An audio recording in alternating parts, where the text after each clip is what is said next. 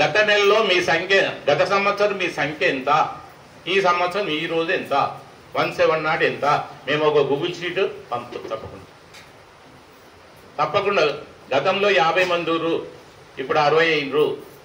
గతంలో 50 ఉన్నారు, ఇప్పుడు 40కి వచ్చింది. అక్కడ కనిపిస్తుంటుంది మనం చేసింది ఏంటిది.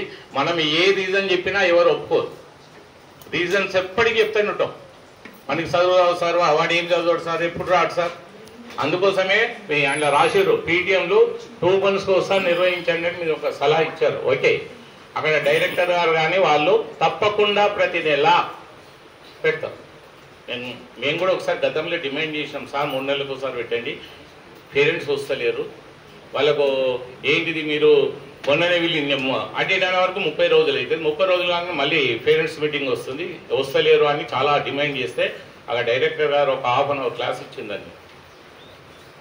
మీరు 1 గంట ముందు ఉండండి, ½ an hour ముందు ఉండండి పాఠశాలకు. పిల్లలు తల్లిదండ్రులు ఇచ్చిపెట్టేటప్పుడు మీరు కనిపించాలి, పోయేటప్పుడు కూడా కనిపించాలి. మా టీచర్స్ మాకంటే పిల్లల కంటే ముందు వచ్చి పాఠశాలలో ఉంటున్నారు. ఒక పీటీఎం మీటింగ్కు ఒక 10 మంది తల్లిదండ్రులు వచ్చారు, వాళ్ళు నెక్స్ట్ మీటింగ్ వరకు ఇతరులకు చెప్తారు. టీచర్స్ బాగా చెప్తారు, మొన్న మీటింగ్ ఇచ్చి నేను పోయినా, నువ్వు కూడా పోదాం పండి, ఈ నెల కూడా మనం అందరం కలిసి అనే భావనతోని ఇట్లా డే బై డే ఇంప్రూవ్మెంట్ వస్తుందనే భావనతో వాళ్ళు పెట్టారు. 3 నెలలకు ఒకసారి అయితే మొత్తం మర్చిపోతారు మీ పీటీఎం అనేది. కాబట్టి ఇది ఎప్పుడు మార్పు జరగదు.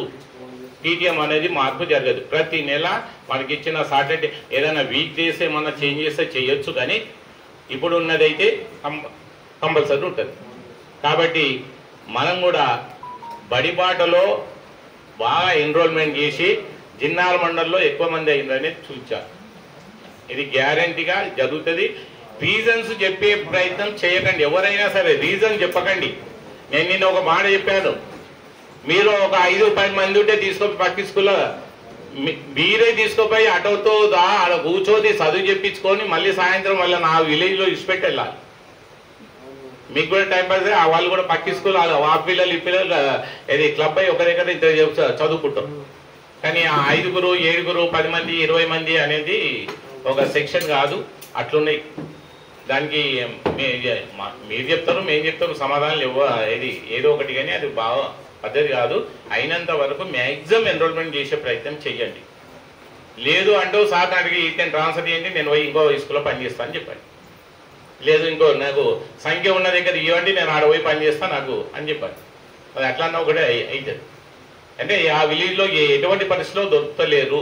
అందుకోసమే ప్రభుత్వము ఏది ఏపీపీసీ చైర్మన్ కానీ సెల్ఫ్ హెల్ప్ గ్రూప్స్ కానీ లేడీస్ని ఎక్కువ ఇన్వాల్వ్ చేస్తుంది ప్రతి ప్రోగ్రాంలో. ఈ ఇప్పుడు ప్రస్తుతం ఉన్న గవర్నమెంట్ మీరు చూడండి, ప్రతి ప్రోగ్రాంలో లేడీస్ని ఇన్వాల్వ్ చేస్తుంది. వాళ్ళు పిలిస్తే టైంకి వస్తారు. అదే ఒక మేల్ ప్రెసిడెంట్ సెక్రటరీ ఉండనుకో మన స్కూల్కు, నేను హైదరాబాద్లో ఉన్న సార్ ఈరోజు రాలేనని చెప్పి, అదే లేడీస్ అయితే పోరు. ముందు రోజే మనం ప్రియర్ ఇంటిమేషన్ ఇచ్చినాం అనుకో, రేపు మీటింగ్ ఉంది మేడం స్కూల్ రావాలంటే తప్పకుండా వస్తారు. ఏదైనా పని ఆపుకొని వస్తారు, తప్పకుండా రావాలని. అదే ఇప్పుడు బట్టలు గుట్టుడు కూడా ఏది టీచింగ్ కూడా మన ఎస్ఐజీ గ్రూప్లకే ఇచ్చారు, సెల్ఫ్ హెల్ప్ గ్రూప్లకే.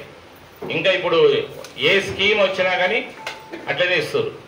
మేము కూడా ఒక గవర్నమెంట్కి ఒక డిమాండ్ ఇస్తాం, ముందు ఈ పిల్లలను రేషన్ ఇవ్వాలన్నా ఇది పెట్టాలి.